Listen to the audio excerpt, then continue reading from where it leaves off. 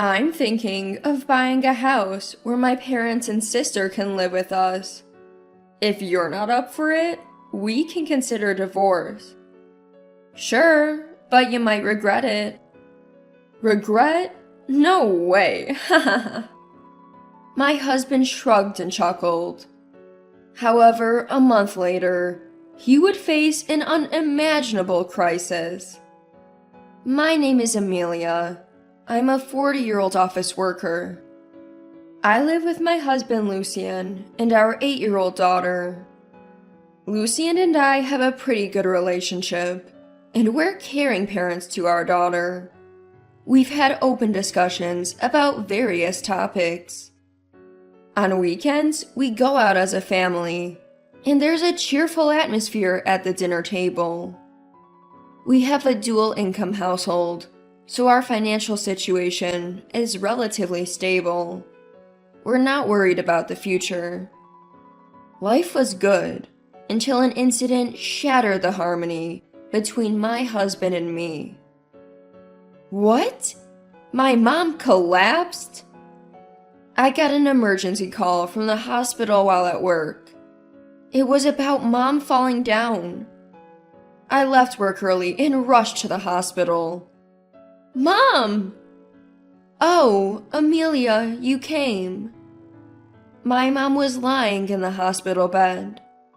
She had collapsed due to a sudden illness, but she was stable after emergency treatment. I was shocked to hear you collapsed.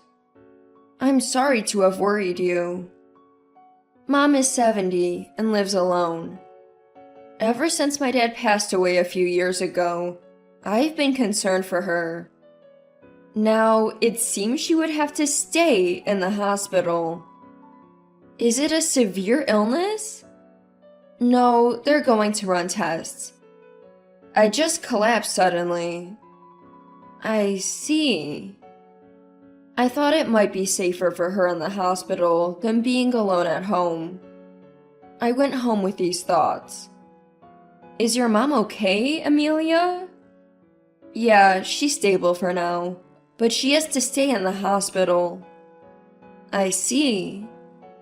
My husband was preparing dinner with our daughter when I got home.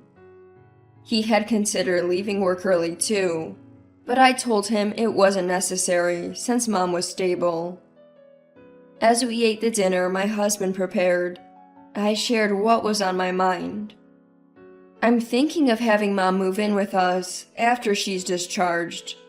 What do you think? I couldn't decide this alone. I needed to consult my husband. Surprisingly, he agreed readily. I'm fine with it. It must be lonely for her, especially after this health scare. We should support her. Lucien. I was elated to hear my husband say that. I thought, I'm so glad to have a dependable husband during times like this. Our daughter also chimed in, praising him. Dad, you're so cool. After that, I went to visit Mom in the hospital and told her about it. Mom, why don't you come live with us after you get discharged? If something were to happen again, you'd be alone, and that worries me. We want to be there for you. No, I wouldn't want to be a burden. Don't worry about it. We don't think you're a burden. What does Lucien think? We talked about it yesterday, and Lucien agrees. Really? Yes. He said he wants to fully support you as a family, so you don't have to worry about anything. Amelia, thank you. That means a lot. Well then... But I'm sorry, I can't live with you. What? Why? I'm going to stay in this hospital from now on. What do you mean? What could have possibly happened? Do you have a serious illness? But she hasn't even been tested yet. Mom looked down when I asked. I was planning to tell you once I prepared myself, but I have terminal cancer. What? My time left is probably a year, or even less. I felt like my head was going blank. This shocking truth rendered me speechless. Terminal cancer? Just a little time left. I was stunned for a moment. Amelia. Sorry, Mom. I was just shocked. I never thought you'd have cancer. I'm sorry I didn't tell you sooner. I hadn't sorted out my feelings yet, so I thought I wouldn't be able to talk properly. No, it's okay. I understand you're going through the hardest part, but... Tears were streaming down my face as I spoke. Just imagining Mom passing away was unbearable. Amelia, thank you for offering to let me live with you. Just knowing that you and Lucien care about me so much makes me very happy. Mom? Mom was also shedding tears. After a moment of shared crying, we finally started to feel a little better. I'll come visit you every day. You don't have to go out of your way. No, I want to come. If you need anything, just let me know. All right, thank you. Then, after returning home, I broke the news to my husband that Mom had cancer. Terminal cancer? I can't believe it. My husband was also shocked to learn about my mom's condition, and he was incredibly considerate toward me. You don't have to worry about the chores while you visit Mom. I'll take care of as much as I can. Thank you. Because my husband was supportive, I was able to spend every evening with Mom at the hospital after work. On days off, my daughter and husband would join me, and Mom seemed so happy. I was incredibly thankful that my husband created an environment where I could cherish the limited time left with Mom. I continued to visit her regularly. However, day by day, Mom's condition worsened. Mom, are you okay? It's getting pretty tough, isn't it? Oh no. About the inheritance. Let's not talk about that. It'll only make things harder. But it's important. Please, let's discuss it. All right. Mom said this with an unusual seriousness, so I listened to what she had to say. What she told me about the inheritance left me in disbelief. Turns out, Mom had assets worth more than $2 million. Upon asking for more details, I learned that Dad had initially invested in real estate, and Mom continued those investments after inheriting them. Thanks to that, she was able to earn more money than when Dad was making money. I want you to inherit the properties I own and continue investing, she said. I remember how Mom and Dad used to insist that I learn about investing. I didn't understand why, but I was told that it would be a good idea to acquire this knowledge, so I studied accordingly. I also gained experience by actually investing in stocks. Mom then told me something shocking. Remember, don't just talk about this wealth. Tell only people you truly trust. I understand. The first person who came to my mind was my partner. He's a trustworthy and dependable partner, and I thought there'd be no harm in sharing this with him. But right now, I don't want to talk about heritage just yet. Still, I wanted to wait until after Mom was gone to bring it up. A month later, Mom passed away. I was able to spend her final moments with her. I was able to prepare for my mom's death, and we were able to have many conversations right up until that point. After Mom's passing, my husband and I prepared and arranged the funeral. About a month and a half later, I told my husband about the inheritance. I've actually inherited about $2 million from Mom. What? He looked incredibly surprised. Is it true? Yes. Wow, $2 million. Just keep it between us. I'm only sharing this with people I trust. Of course, I won't tell anyone. I'm relieved. Thank you. I felt a bit lighter having shared this with my husband. Having suddenly inherited such a large sum was beyond my emotional capacity. That's why I'm glad I was able to talk to my husband, my partner, and think about what to do next. But from that point on, my husband's attitude began to change subtly. Where did you get that watch? I thought the design was cool, so I bought it. That's right, it's definitely cool. How much did you buy it for? I think it was about $2,000. What? $2,000?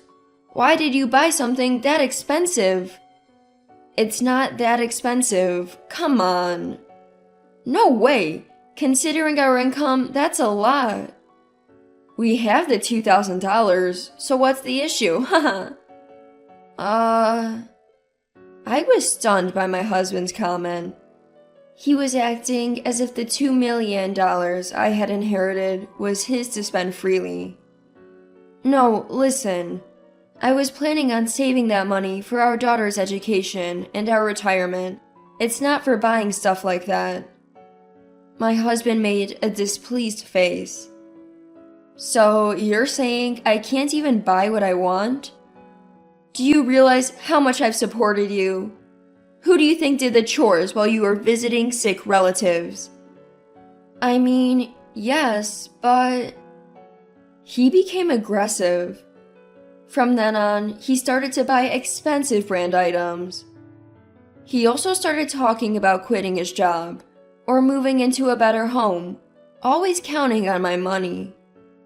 Look, you've been acting strange lately. Let's forget about the inheritance for now, and go back to living as we were. No way! It's a waste not to buy something if you want it, and can afford it. Honestly, I didn't expect this to happen. My husband had changed, driven by the allure of money. He kept asking me how we should spend the inheritance. He'd suggested buying a luxury car or moving into a high-rise condo. Proposals fit for someone who'd suddenly become rich. I've told you, we're not spending the money like that. Let's stop talking about the inheritance. Angry now, my husband stared at me. You're kidding, right? I've supported you so much. I should have the right to use at least half of the $1 million however I want. And you're going to spend the full $2 million yourself, aren't you? You're shooting down all my ideas. What are you talking about? I'm saying we should use it responsibly. No, I don't trust you. You're planning to spend it behind my back. I won't allow it. His face turned red as he said this. Why did he change so much? We stopped talking after that. Then he took an unbelievable step. I bought a home to live in with my parents and sister. Wait, what did you say? I said I bought a new home. It's good for all three families. It's the best way to use the $2 million.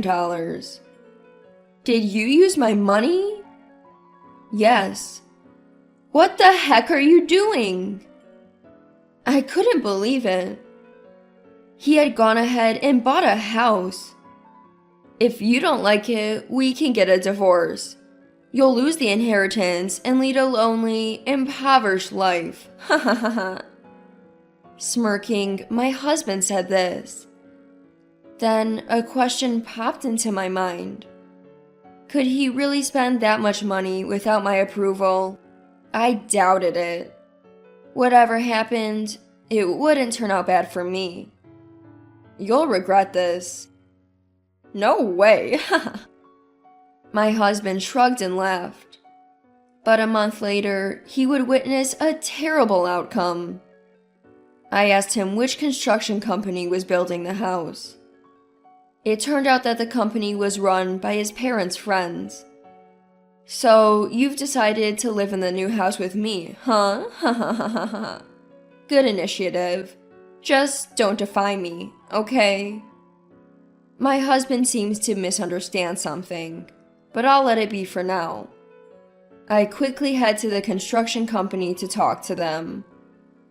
The manager shows me documents saying my husband and in-laws claim to have my power of attorney, but I've never signed such documents. This power of attorney is invalid because I didn't even know about the house purchase. A handwriting test will prove it. The man from the construction company goes pale. I apologize for taking things forward so carelessly based on what your acquaintances said. We'll cancel it right away. Satisfied, I tell him to keep this cancellation a secret from my husband and in-laws. He agrees. Then, I secure a rental contract for a new condominium and serve my husband divorce papers. I can't continue our marriage. He looks surprised, but snickers. Sure, you're okay giving up life in a $2 million home? Yes, I am. That house isn't even bought yet. I'll take custody of our daughter, and we won't split any assets, okay? Smugly, he agrees. Fine by me. I've got a new house waiting.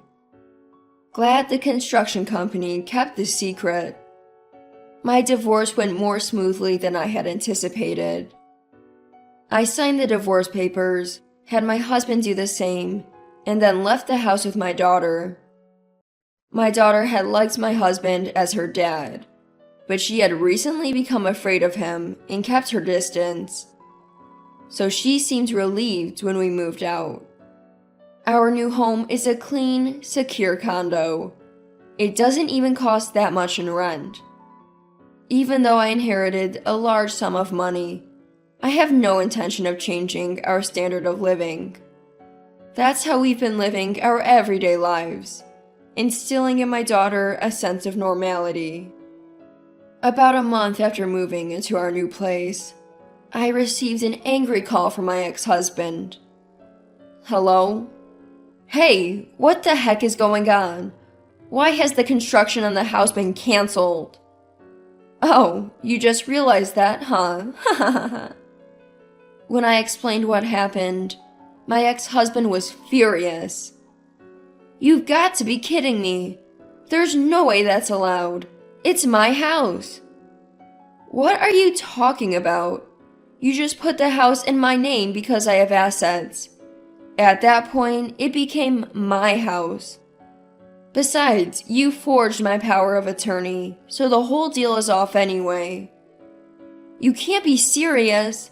My parents have already moved out of their house and are staying in my current apartment. We all plan to move into the new house, so it wouldn't matter if things felt cramped for a while. That's not my problem. You brought this on yourselves. So, please, Amelia, can't we just pretend the divorce never happened? No way. I don't want to see your face ever again. Don't call me, and if I see you, I'll call the police. Oh, and by the way, I could legally come after you for buying the house without my consent. But I won't, as long as you and your family stay out of me and my daughter's lives. That's harsh.